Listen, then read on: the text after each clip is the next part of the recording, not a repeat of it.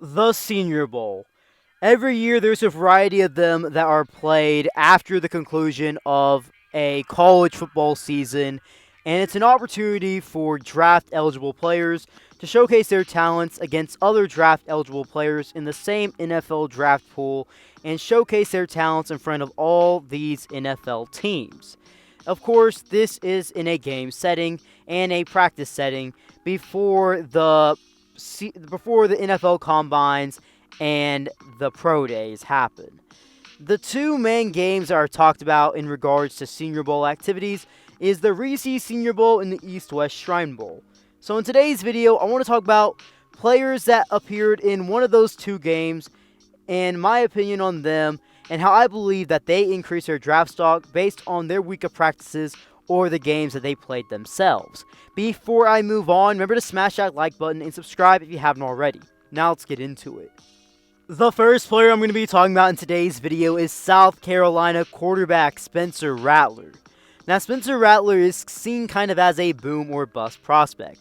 He is someone that could have a very high ceiling, but could also be someone that may not pan out if you take a very early pick on him. And when I mean early, I mean possibly second round pick.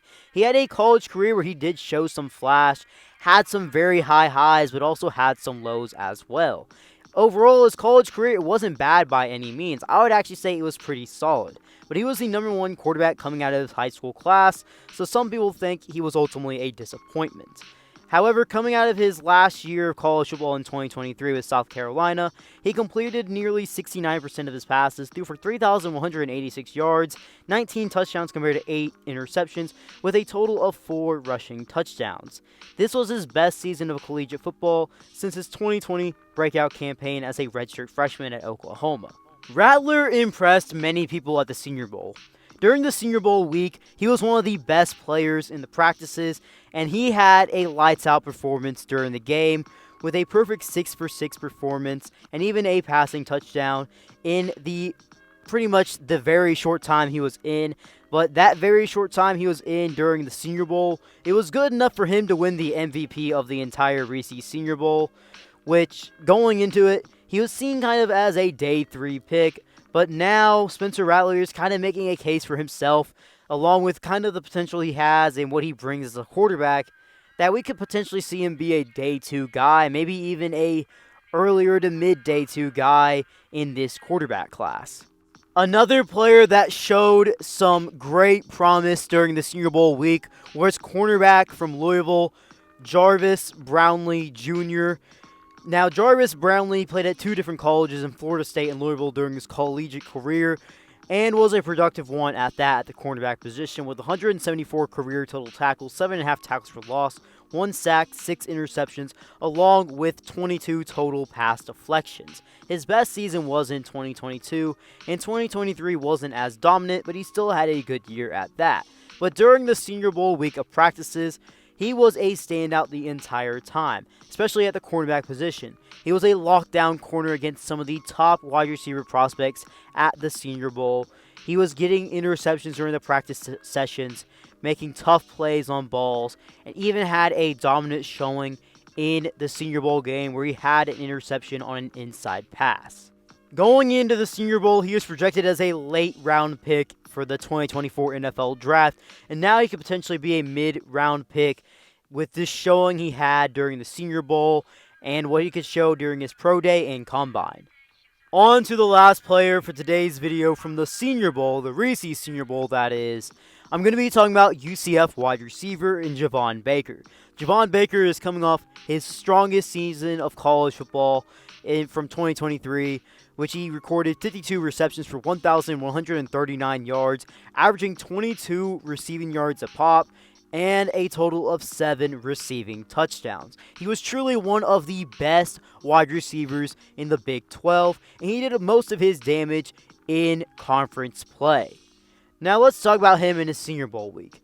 While his game wasn't as good as his practice week because of just, well, that's how it goes sometimes with opportunities getting the ball to you, especially as a receiver in the Senior Bowl games. But during the week of practice, Javon Baker to me was one of the best wide receivers. I thought he showed a lot of potential as really showing what he did in college, being that guy who can go downfield, make those contested catches, having that good route running ability with good size at 6'2", nearly 200 pounds. Now, I will say this, out of all the players in today's video, he had the highest draft stock, as some think he can be a second-round pick, and he's more than likely going to be a day 2 selection, as he does have some high upside with his route running ability, how he can make the contested catches, and he's a deep play kind of receiver. Personally, I'm very high on Javon Baker, and I wouldn't be surprised if he's making some noise as a rookie in 2024 in the NFL, potentially. On to the East-West Shrine Bowl. The first player I want to highlight is running back from Southern Mississippi, Frank Gore Jr. Now, Frank Gore Jr. was a highly productive running back from Southern Mississippi, being a 4-year starter from 2020 to 2023, rushing for a career total of 4,022 yards, averaging over 5 yards a carry, as well as 26 total receiving touchdowns, and accounting for a total of 75 receptions to the air for 692 yards. Now, during the East-West Shrine Bowl, did he have the most dominant week of practices? No. But even though he did start a little slow, he did finish the practice week very strong as well.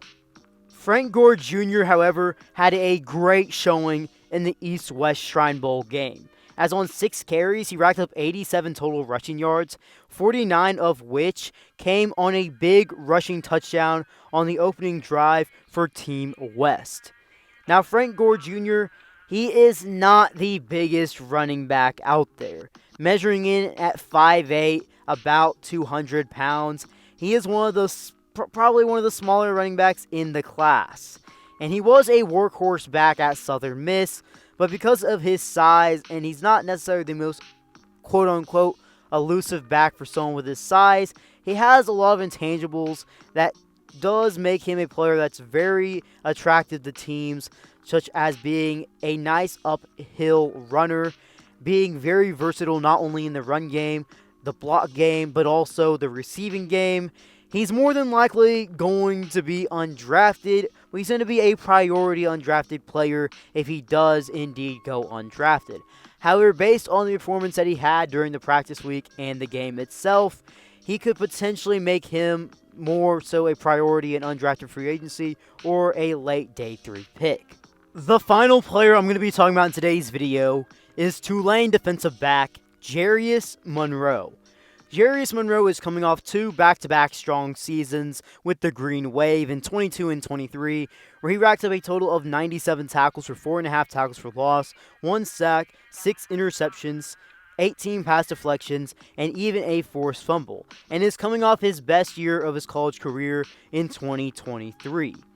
Now, during the East-West Shrine Bowl week, Jarius Monroe impressed many people, as he was the defensive MVP for the game itself. But not only that, he was showing a lot of versatility during the week of practice and even the games. He was not only showing out as a corner, but was even playing some safety and impressed many there as well. He's also a bigger sized defensive back at 6'2", 205 pounds. He's someone that I would say going into it was more so going to be a late draft pick going into 2024 NFL draft, but seeing what he can bring to the table intangible-wise, especially playmaking-wise, with a good size frame, a productive college football career, he has a chance to really skyrocket up some NFL draft boards in the coming weeks and over the next month. Well guys, you made this far in today's video. Drop something down in the comment section below what videos you want to see in the future. And before you head out, remember to smash that like button and subscribe if you haven't already, and turn on those post notifications. B. Kelly out.